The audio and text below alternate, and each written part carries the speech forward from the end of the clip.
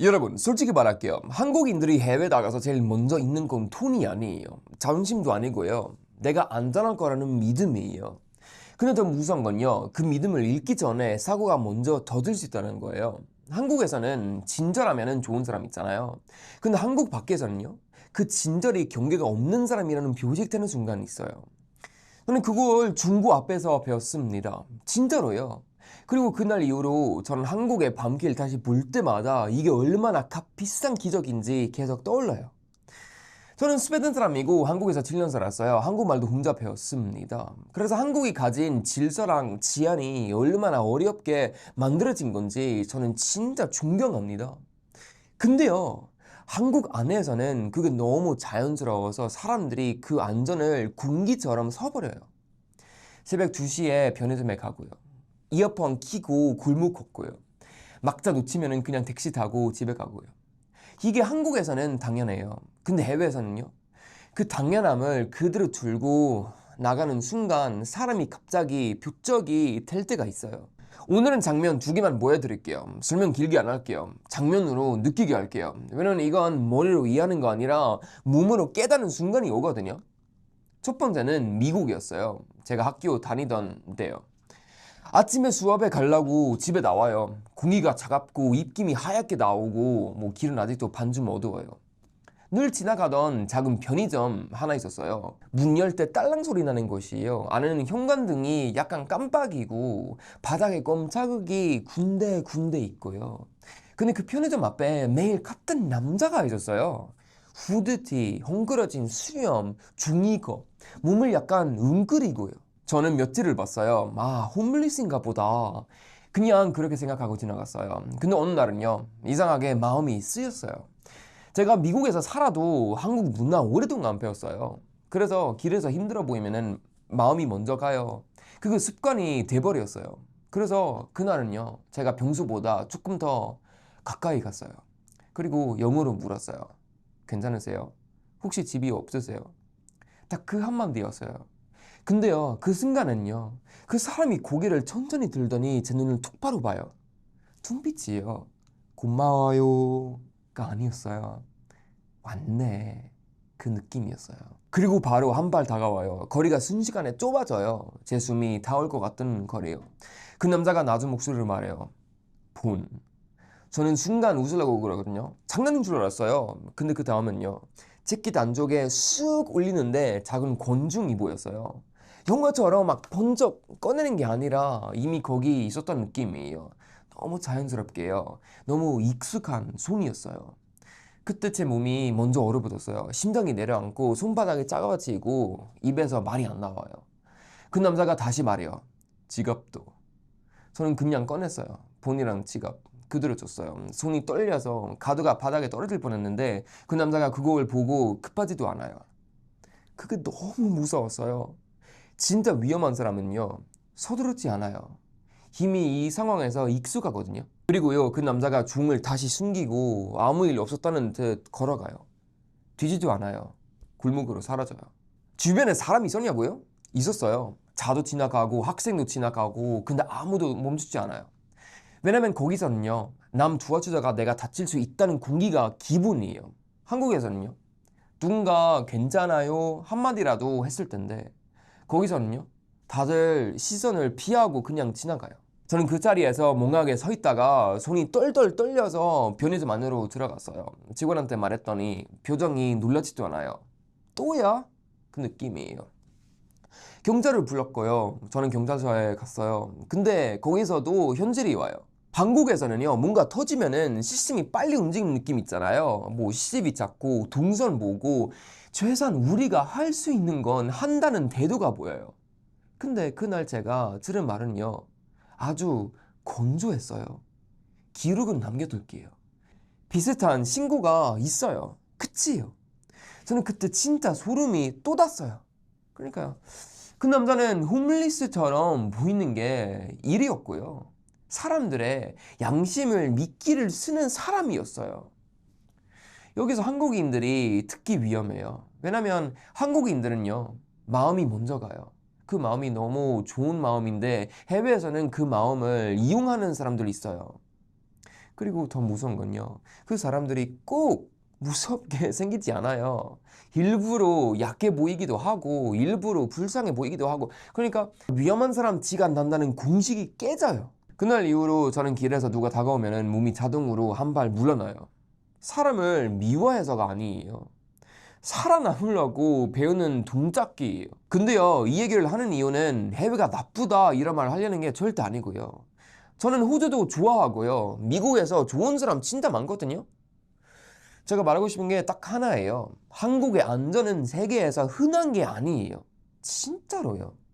그걸 모르고 나가면은 내 몸이 먼저 충격을 받아요. 자, 여러분 두 번째 장면 갈게요. 이번에 호주 멜번이에요. 제가 직접 겪은 일도 아니고요. 호주에서 만난 한국인 친구 겪은 일이에요. 그 친구는 한국에서 회사 다니다가 휴가 내고 혼자 여행을 왔습니다.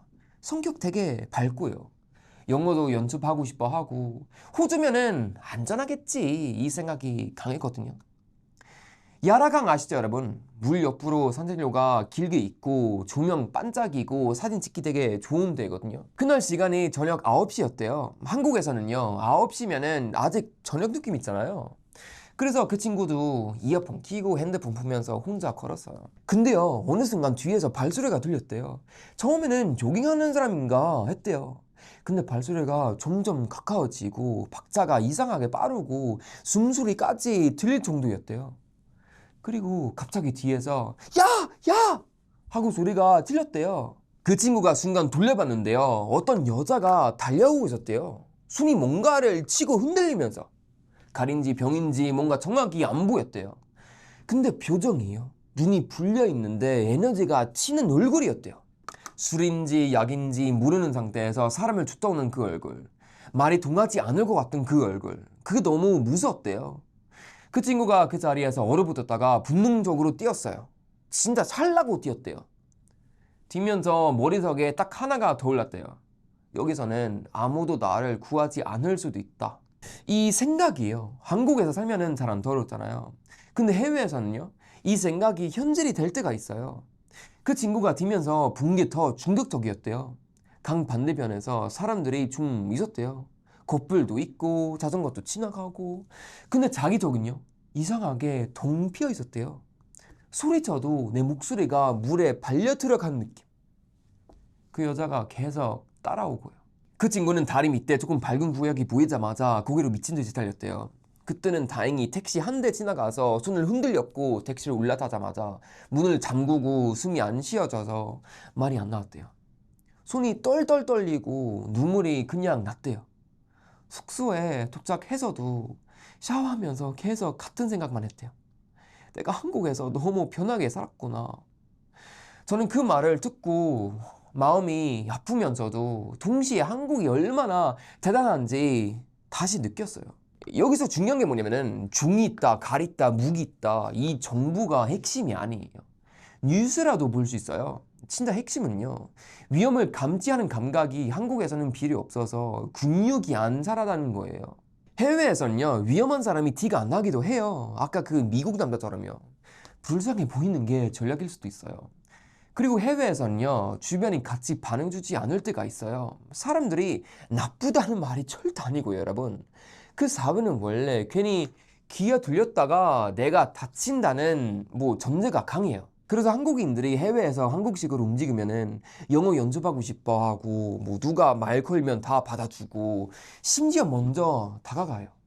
근데 그 순간이 누군가에게는 아 얘는 경계가 없네 이 신호가 돼요. 여러분 저는 이게 너무 무서워요. 왜냐면 한국인들이 순진해서가 아니거든요.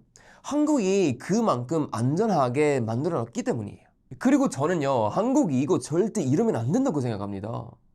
질서가 답답하게 느껴질 때도 있잖아요 여러분. 저도 그거 알고 있습니다. 단속이 과해 보일 때가도 있고요. 규칙이 귀찮을 때도 있어요. 근데요 제가 해외에서 배운 건요 질서가 답답하게 아니라 질서가 사라진 날이 진짜 지옥이라는 거예요. 그날부터는요 사람 좋은 마음도 못 쳐요. 누굴 도와주고 싶어도 먼저 내 안전부터 개선해야 되거든요. 그게 너무 슬픈 사회예요. 그러니까요 해외 나갈 때 한국식 따뜻함을 버리라는 말을 절대 아니고요. 방식만 바꾸자는 거예요. 밤에 혼자 강변, 궁원, 인적 주문길 그런 데는 비하고요. 이어폰 끼고 핸드폰 보면서 걷지 말고요. 모르는 사람이 다가오면은 거리를 유지하고요. 도와주고 싶으면은 직접 다가가지 말고 가게 안으로 들어가서 직원에게 말하고요. 친구랑 위치 공유하고요. 택시 번호 확인하고요. 여러분 이런 거 오해하지 마시고요. 이게 무슨 겁쟁이라서가 아니에요. 한국인이 해외에서 살아남기 위한 예의예요. 그리고요, 그걸 경험하고 다시 한국 길을 걸어갈 때 여러분은 진짜 느낄 거예요. 와, 이 나라가 나를 지켜줬구나. 그때는요, 한국이 더 사랑스러워질 거예요. 더 지키고 싶어질 거예요. 여러분, 처음에는 제가 이렇게 말했죠. 한국인들은 해외 치안이 얼마나 무서운지 모를 때가 많아요. 저는 이걸 비난하려는 게 절대 아니고요. 그건요, 한국이 그만큼 잘해왔다는 증거예요. 여러분이 약한 게 아니라 한국이 강했던 거예요. 그러니까요, 제발요, 여러분. 그 강함을 군기처럼 쓰지 말아주세요. 해외에서 한번 위험을 보고 돌아오면은 역시 한국이 최고네. 여기서 끝내지 마세요. 이 안전을 어떻게 내가 지킬까 여기까지 가주세요. 밖에서는요, 중구가 먼저 보이고 칼이 먼저 보이고 그 다음이야 깨달아요. 근데 한국은요, 그 깨달음 없이도 살 수 있다는 나라예요. 그게 진짜 기적이에요. 그 기적을 당연하게 여기면은 언젠가는 한국도 똑같은 공부를 배우게 될 수 있어요.